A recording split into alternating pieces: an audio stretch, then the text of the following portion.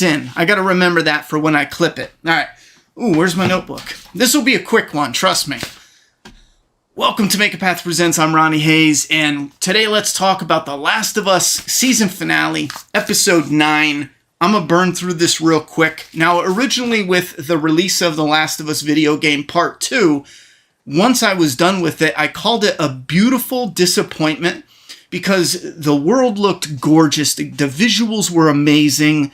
The gameplay was probably some of the best gameplay I've ever played in a video game. However, the story was ass juice, terrible, fucking horrendously, stupidly bad, tons of plot holes, so it was a beautiful disappointment. Now, I'm coming at this from the perspective of someone who loved the story and the characters from the video game, and I consider, now that this is all said and done, I consider this a beautiful disappointment. I'll give you my main points right off the bat. Well, you know what? Hold on. I'll cover the entire series in a second. But first, this episode, hearing the true Ellie, who was played by the real Ellie, who played in the voice actor from the video game, just hearing her was awesome. Having her in was cool. Pointless, though, but cool. I get why they did it. TV audiences, I'm confirmed. Before, I thought some of Hollywood thought TV audiences were stupid, but this is Ellie being in this. Symbolically, I loved it because true Ellie gives birth to TV Ellie, and symbolically, it's friggin' awesome. However, why was that birth scene in here? It's because they think you're stupid, and you can't put the pieces together with Marlene, so they put Marlene and Ellie's mother, Anna, in the beginning, and that's how it connects to the end. It was an absolute waste of time. Take true Ellie out of there, Ashley Johnson, and the scene is absolutely pointless.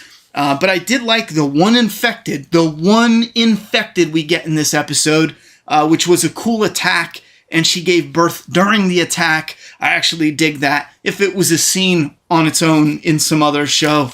The bridge looked great leading into the landscape. The giraffe was freaking amazing. Great scene, looked great. I loved it, no complaints. Even boosting Ellie up, a little thing from the game, grabbing the ladder, all of that was identical to the game, and I loved it all. The music and gunfire when you get to the hospital, that's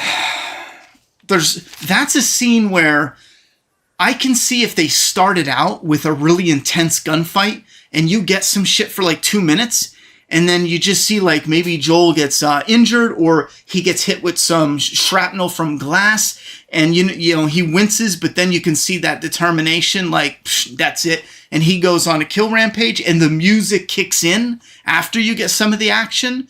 I probably would have been like doing a standing ovation, but we now know why they filmed it the way they did, and I know there's going to be plenty of people that it's so beautiful. It was action, but beautiful. I'm glad you loved it. I thought it was lame as all ball hair. Moving on to the doctor's death, he got popped in the face. Good form. I loved it. It was brutal. It was quick. Just bang, bang, done. He got clapped once, but it doesn't matter. We get to one of the best parts. Marlene, and here's the thing is, I'm sorry, but the stuff I see praised the most and the stuff that I think is stellar is shit that was 1-for-1 copied from the game. All the Marlene stuff. At the very end, now in the game, he was running, being chased. They cut all that. It was amazing, but they just ripped it all out.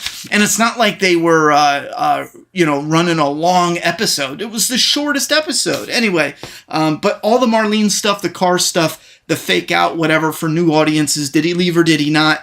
I thought it was all done great. The one problem, though, is I love the little moment where Joel's like, you just come looking for, and then he claps her, but he's kind of got this like,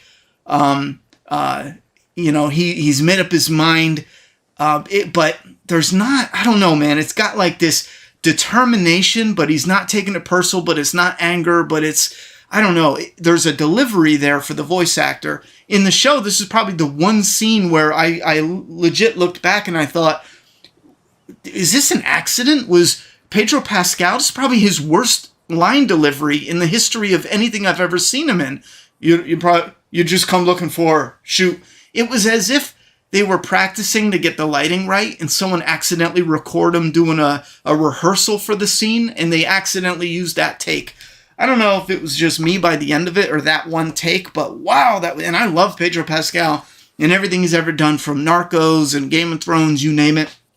But that one line delivery in particular, terrible. Now, with this episode done and didded, the episode itself, here we get to the main problems. The same thing with the series overall. The story is rushed. And some people speculate they're rushing it to get to part 2 because part 2 has more diversity. And maybe. I mean, that would suck if they're doing that. That would be brain dead.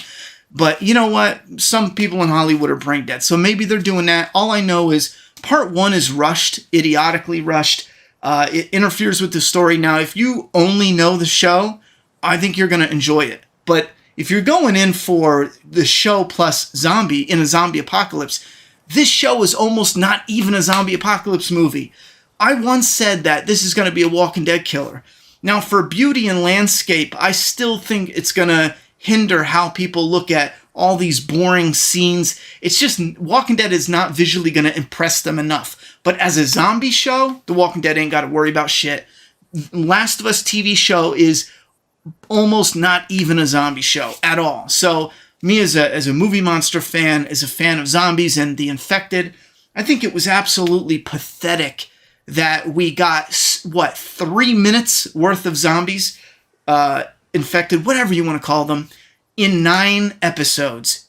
And sometimes it's maybe 20 seconds in the episode, like this episode. I don't know.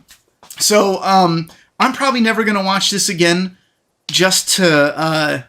I will admit one thing. I'm probably never going to watch this again except for when I have to review it, actually.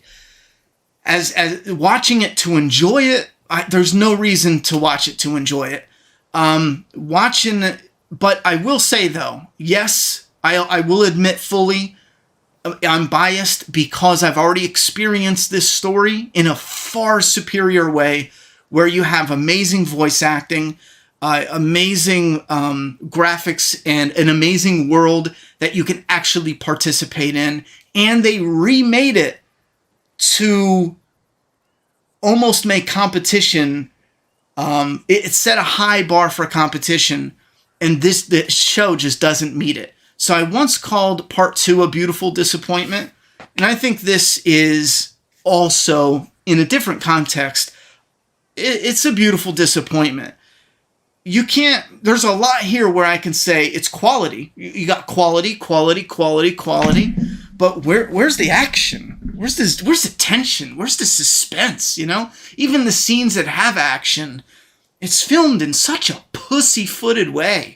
And then where's the infected? Where's the world feeling like it's dangerous? Why even cure anybody? You know, Marlene's like, oh, let her make the choice to cure us. Why, bitch? There ain't no infected. What do you need a cure from, you know? We're running away from bandits. If we all stopped attacking each other, we could probably just rebuild civilization. There's a bloater, yeah, but there's one, and he's like fucking 30 miles that way. So who gives a shit, you know?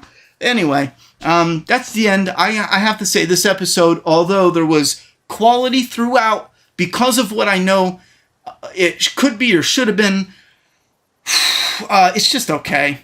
And that's only because of, the quality and the money behind it, some beautiful shots. You take away some of the beautiful shots, and I was bored out of my mind, you know? Anyway, that's it. I don't think there's much more I can add unless I start really dissecting it. I'm done. About 13 minutes in, yeah, this is done. So we're going to get into the fan